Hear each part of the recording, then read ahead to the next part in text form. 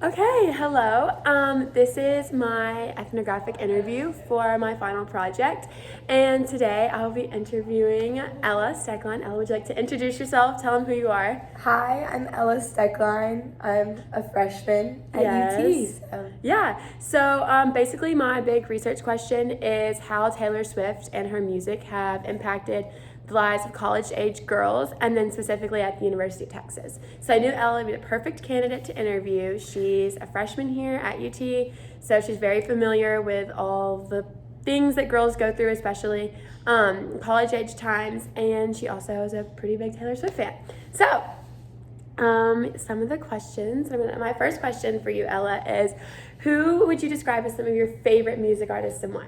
Oh man, well definitely Taylor Swift. Mm-hmm. I love like the Chicks. A lot of like female artists that kind of just make me feel empowered and everything. And I love like country and stuff like that. So, okay, cool. So would you say that like female artists and female musical groups, are they more relatable to you, I guess, than like male singers? It just their lyrics and it's easier to like. It resonates. Right. I guess. Right. Okay. Super cool.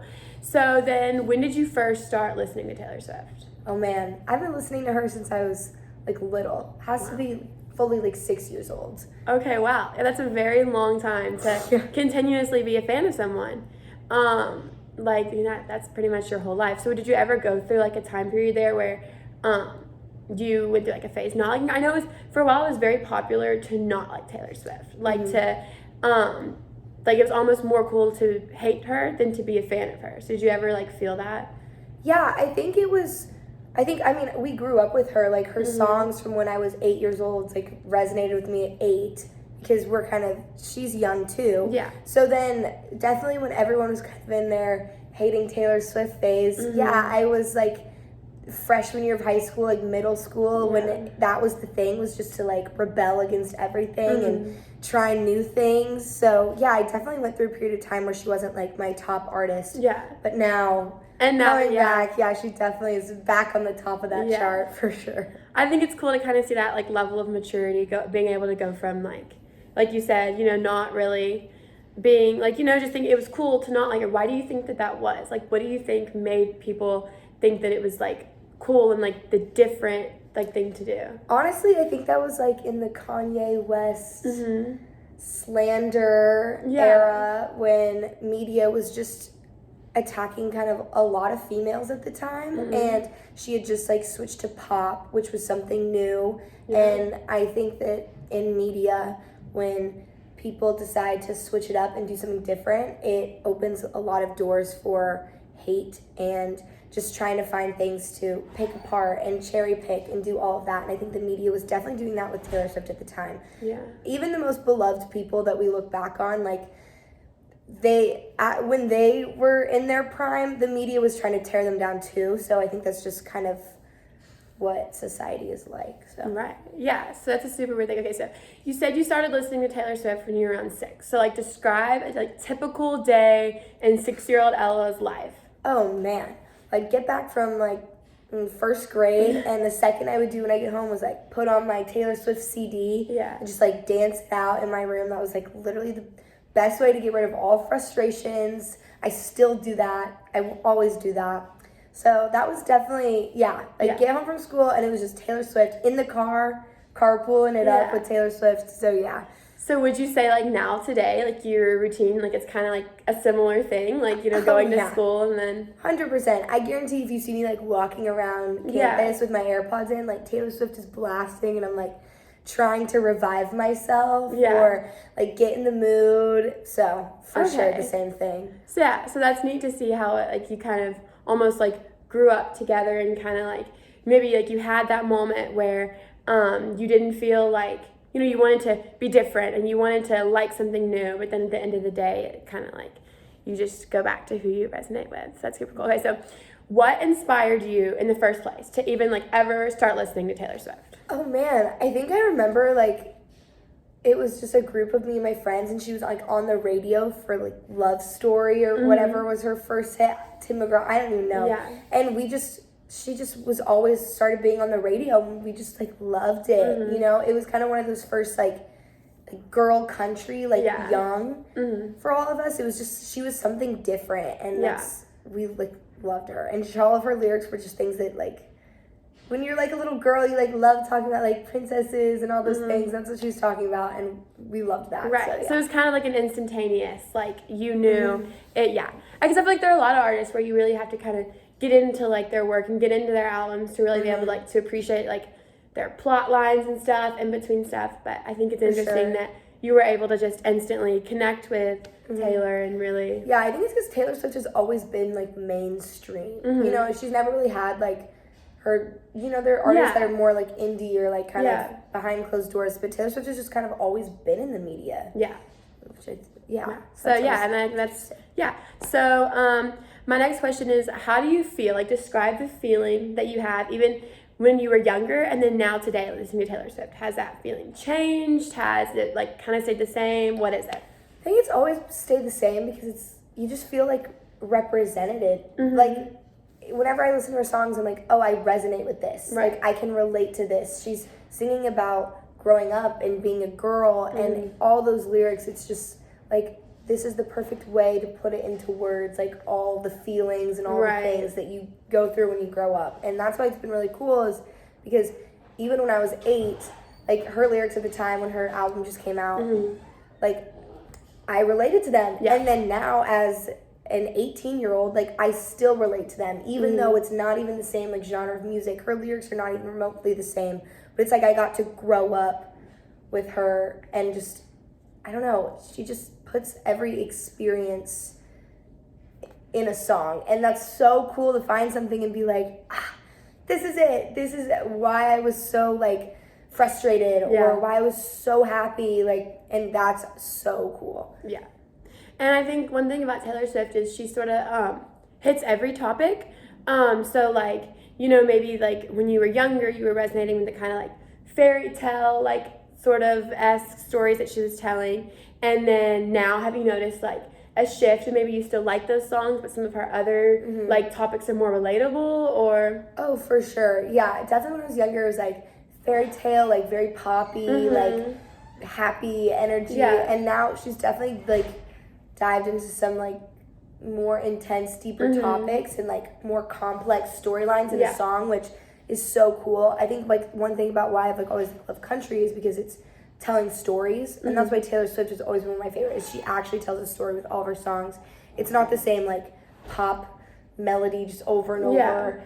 And so it's been really cool to like listen now to her more realistic themes, you know? Yeah.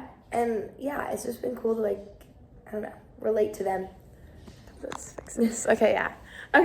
I get that. Okay, so have you, I know that a lot of about Taylor Swift songs, a lot of her albums is about the criticism she's faced from her friends, and then especially like the media and stuff. So have you ever felt criticized, like you specifically, by those around you? Oh yeah, I think everyone feels criticized at one point or another. Yeah. I think, you know, especially being like a girl, it's just in our society, like we grow up in a very competitive society, and that's just kind of what it's like. The schooling system's competitive, and so I'm constantly, and not just by people around me that I feel criticism, like I criticize myself. Like I'm definitely like my like biggest like bully sometimes, and that's so sad, but I think it's like a lot of people can relate to that. Yeah. So I've definitely felt criticized. Just I grew up like doing dance, and that's a very, especially when you're like growing up as a girl and you're transitioning through a lot of different stages of your life, dance is a very judgmental and tough like world to be in, and I grew up in that, and so I definitely kind of grew up constantly like criticizing myself along with all of that. Everything. Okay, yeah. So do you think that some of these experiences, the criticism that you felt, do you think that Swift has had these similar emotions? And then, if so, what makes you connect that she has felt like that as well? Oh, yeah, definitely. I mean, I can't even imagine, like, being so in the spotlight as she is. And I think that, you know, being kind of a younger, more, like, seen as innocent, naive girl, like, it puts a target on your back for a lot of things, because people do think it's easy to criticize you and easy to hurt you. Right. And so I definitely think that she's been through that, especially because she, hopped into the industry at like 15. And so that's a big transitional time. Yeah. And I think that I think one thing about Taylor Swift that is so like remarkable to me is the way that she takes all the criticism in the media and she like utilizes it. Yeah. And she plays into it to kind of show that like, I know you're saying this about me and it's not true, and here's like me, let me, you know what I mean? She like actually uses it to her advantage in her songs and in her music videos, and that is so cool. And it's taught me to definitely like take every bit of like criticism with stride and just, turn that into energy and turn it into fuel and fire to just keep me going, because what can you do about it? Yeah, I think that's so cool that you can recognize that this is something that she's able to do, this huge pop star. She's able to kind of take this harsh negativity and turn it in a way to kind of just promote herself and to promote her, like, just being who she is. So I think it's cool that she's kind of taught you to do the same thing. So saying that, what ways do you feel like you can relate to her? I know, like, she's helped you by kind of showing you that it's okay to, like, own the criticism or whatever, but how do you specifically relate? I think that just kind of, like, I don't know, being a young girl, it's, she talks a lot about love and all of that stuff, but then she also talks about just what it's like to feel, like, insecure and to just be growing up and maybe not feel your best or have people kind of tear you down. Like, I remember when I was younger, like, her song Mean, which was about, like, the industry just, like, rejecting her. Like, I, like, so was obsessed with that song when I was little because, I even, like, I'm in radio, TV, film. Like, I would love to work in the entertainment industry. And so you're very much aware to the harsh reality that is rejection and that everyone faces rejection. And so I think that the way that she is so open about talking about it and about how it does hurt, like, that's what I definitely can relate to. And I can definitely relate to the fact that,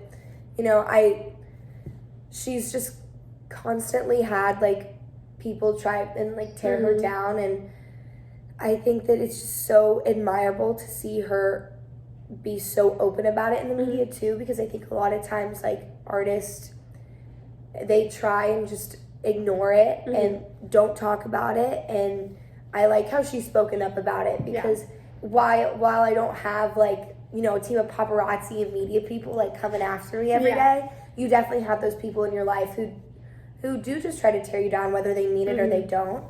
And so it's definitely been nice to just get to follow and try to, she's very much a role model, and it's nice to see how she handles it.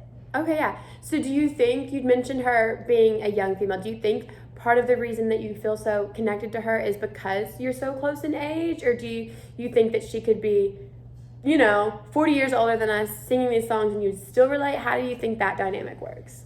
I think for me, it's really nice that she's so close in age to me, because it does resonate, but I think that she talks about themes that, like, everyone can relate to.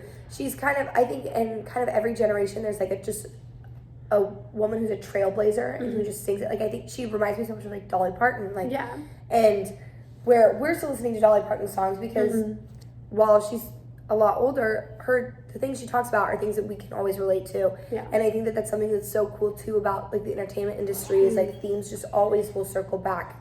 Like, that's human. Like, that's humans. I mean, her song is Love Story about Romeo and Juliet, which is Shakespeare, which will always, like, that theme, that trope will always circle back. So I think it is really nice that she's so close in age to me, because I can look at these pieces of media and be like, wow, like, that, I get that. Like, that's happening right now, and it's happening to me right now. But at the same time, I think that she sings about these themes that are so, like, universal and so, like, generational, and I think that that's so amazing, for sure. Yeah, and so do you think that it's, like, the lyrics that are connecting you to her, or is it more of just, like, this general presence she puts off, or is there something about, like, what is it that, like, is this connection? Is it just specifically her lyrics, or what, like, what do you think connects you to I it? think it's a bit of everything. I think that her songwriting has always been something that I have just been so in awe of, because it's like, how does she find the perfect words for that feeling?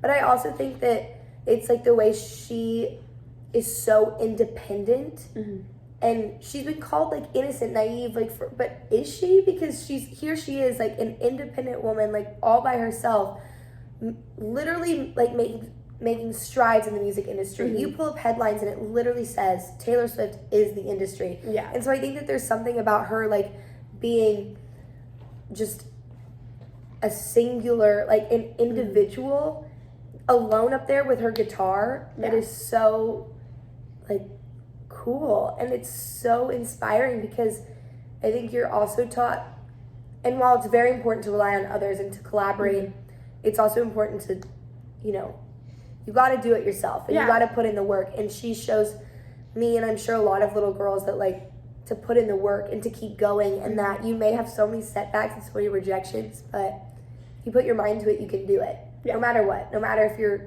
a 15-year-old girl. Like, the only person who can really tell you no is yourself. Yeah. And so, like, I think that that's definitely why she's such, like, a presence. Yeah. And she's super impactful to people. Yeah. I think that's super cool.